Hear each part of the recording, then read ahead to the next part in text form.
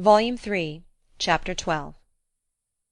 Till now that she was threatened with its loss, Emma had never known how much of her happiness depended on being first with Mr. Knightley, first in interest and affection.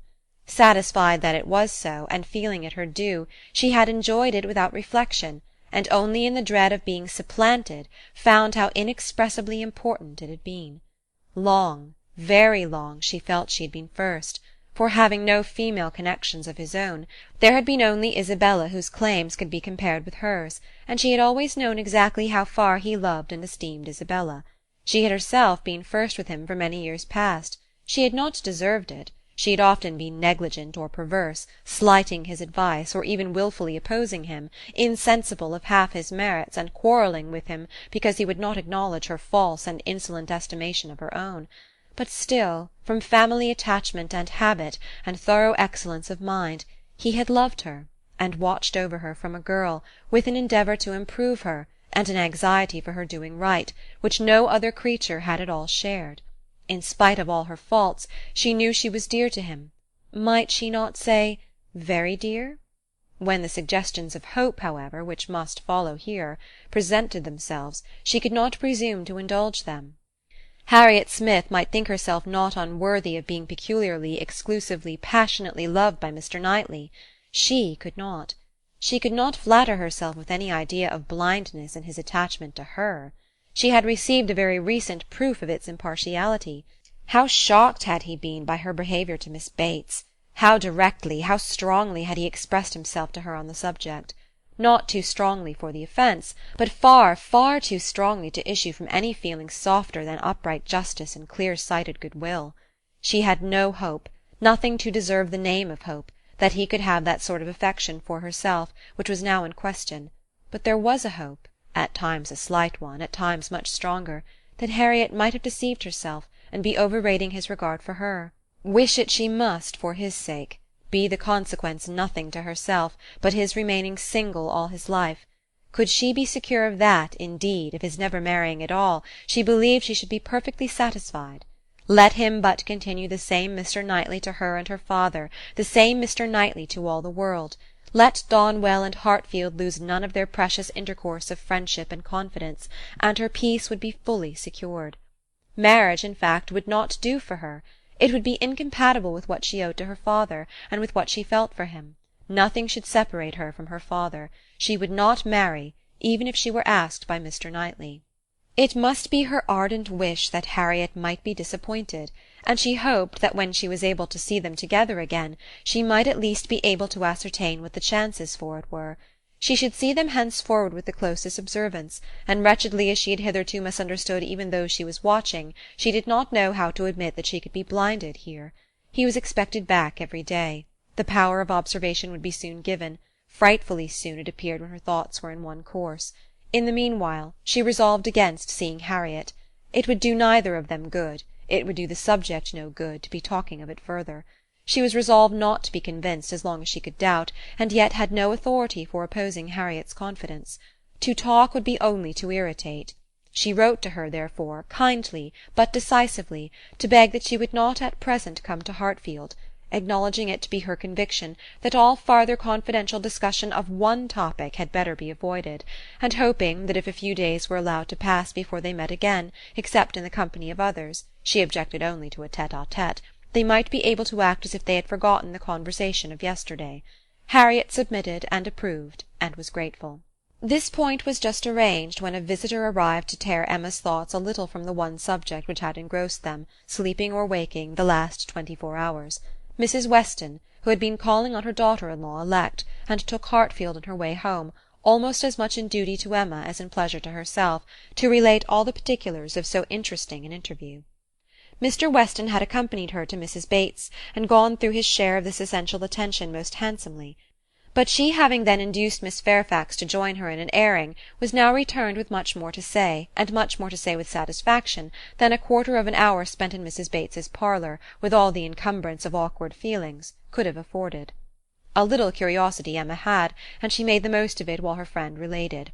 Mrs. Weston had set off to pay the visit in a good deal of agitation herself, and in the first place had wished not to go at all at present, to be allowed merely to write to Miss Fairfax instead, and to defer this ceremonious call till a little time had passed, and Mr. Churchill could be reconciled to the engagements becoming known, as, considering everything, she thought such a visit could not be paid without leading to reports. But Mr. Weston had thought differently. He was extremely anxious to show his approbation to Miss Fairfax and her family, and did not conceive that any suspicion could be excited by it, or if it were, that it would be of any consequence, for "such things," he observed, "always got about." Emma smiled, and felt that Mr. Weston had very good reason for saying so. They had gone, in short, and very great had been the evident distress and confusion of the lady. She had hardly been able to speak a word, and every look and action had showed how deeply she was suffering from consciousness. The quiet, heartfelt satisfaction of the old lady, and the rapturous delight of her daughter, who proved even too joyous to talk as usual, had been a gratifying, yet almost an affecting scene. They were both so truly respectable in their happiness, so disinterested in every sensation, thought so much of Jane, so much of everybody, and so little of themselves, that every kindly feeling was at work for them. Miss Fairfax's recent illness had offered a fair plea for Mrs. Weston to invite her to an airing. She had drawn back and declined at first, but on being pressed had yielded, and in the course of their drive Mrs. Weston had, by gentle encouragement, overcome so much of her embarrassment as to bring her to converse on the important subject. Apologies for her seemingly ungracious silence in their first reception, and the warmest expression of the gratitude she was always feeling towards herself and Mr. Weston, must necessarily open the cause. But when these effusions were put by, they had talked a good deal of the present and of the future state of the engagement. Mrs. Weston was convinced that such conversation must be the greatest relief to her companion, pent up within her own mind as everything had so long been, and was very much pleased with all that she had said on the subject. "On the misery of what she had suffered during the concealment of so many months," continued Mrs. Weston, "she was energetic. This was one of her expressions. I will not say that since I entered into the engagement I have not had some happy moments, but I can say that I have never known the blessing of one tranquil hour. And the quivering lip, Emma, which uttered it, was an attestation that I felt at my heart." "Poor girl," said Emma. "She thinks herself wrong, then, for having consented to a private engagement?" "Wrong?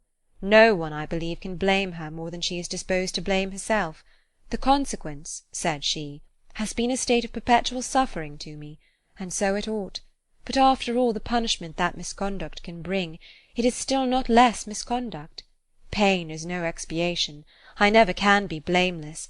I have been acting contrary to all my sense of right, and the fortunate turn that everything has taken, and the kindness I am now receiving, is what my conscience tells me ought not to be.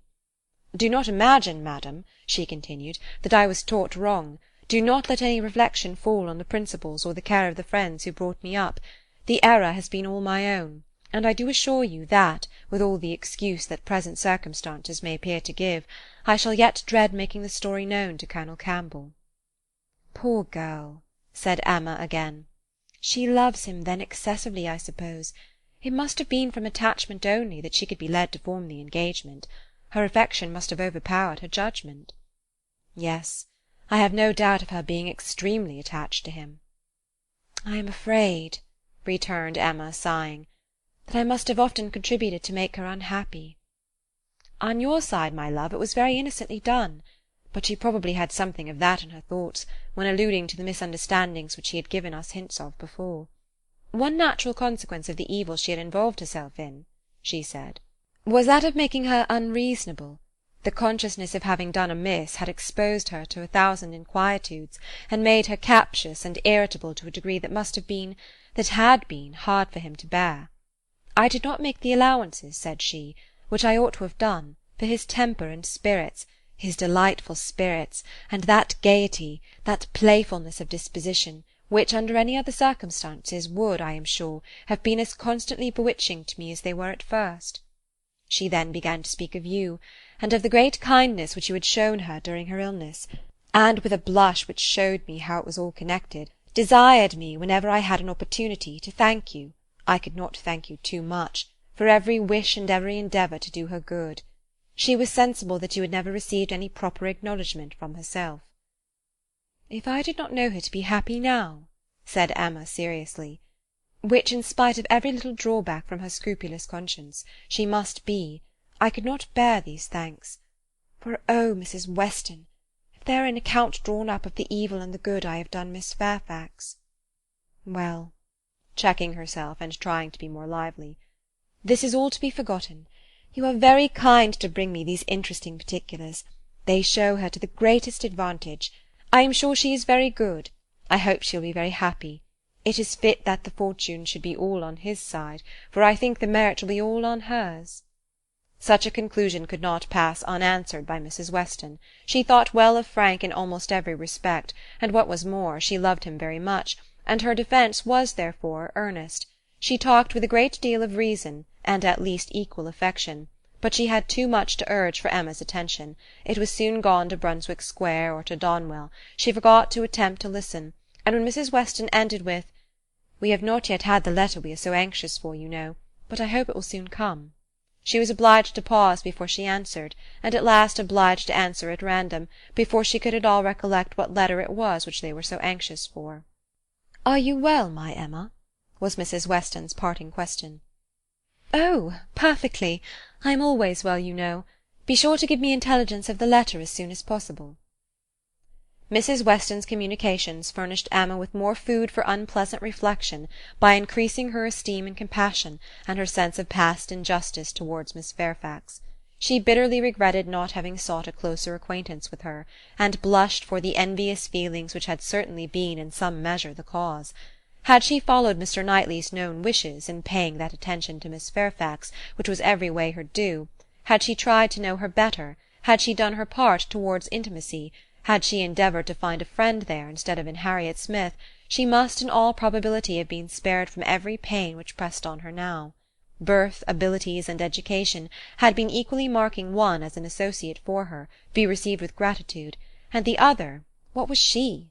Supposing even that they had never become intimate friends, that she had never been admitted into Miss Fairfax's confidence on this important matter, which was most probable, still, in knowing her as she ought, and as she might, she must have been preserved from the abominable suspicions of an improper attachment to Mr. Dixon, which she had not only so foolishly fashioned and harboured herself, but had so unpardonably imparted, an idea which she greatly feared had been made a subject of material distress to the delicacy of Jane's feelings, by the levity or carelessness of Frank Churchill's. Of all the sources of evil surrounding the former, since her coming to Highbury, she was persuaded that she must herself have been the worst. She must have been a perpetual enemy. They never could have been all three together, without her having stabbed Jane Fairfax's peace in 1,000 instances, and on Box Hill, perhaps, it had been the agony of a mind that would bear no more. The evening of this day was very long and melancholy at Hartfield. The weather added what it could of gloom. A cold stormy rain set in, and nothing of July appeared but in the trees and shrubs, which the wind was despoiling, and the length of the day, which only made such cruel sights the longer visible. The weather affected Mr. Woodhouse, and he could only be kept tolerably comfortable by almost ceaseless attention on his daughter's side, and by exertions which had never cost her half so much before. It reminded her of their first forlorn tête-à-tête on the evening of Mrs. Weston's wedding day. But Mr. Knightley had walked in then, soon after tea, and dissipated every melancholy fancy. Alas! Such delightful proofs of Hartfield's attraction as those sort of visits conveyed might shortly be over. The picture which she had then drawn of the privations of the approaching winter had proved erroneous. No friends had deserted them, no pleasures had been lost. But her present forebodings she feared would experience no similar contradiction. The prospect before her now was threatening to a degree that could not be entirely dispelled, that might not even be partly brightened. If all took place that might take place among the circle of her friends, Hartfield must be comparatively deserted, and she left to cheer her father with the spirits only of ruined happiness.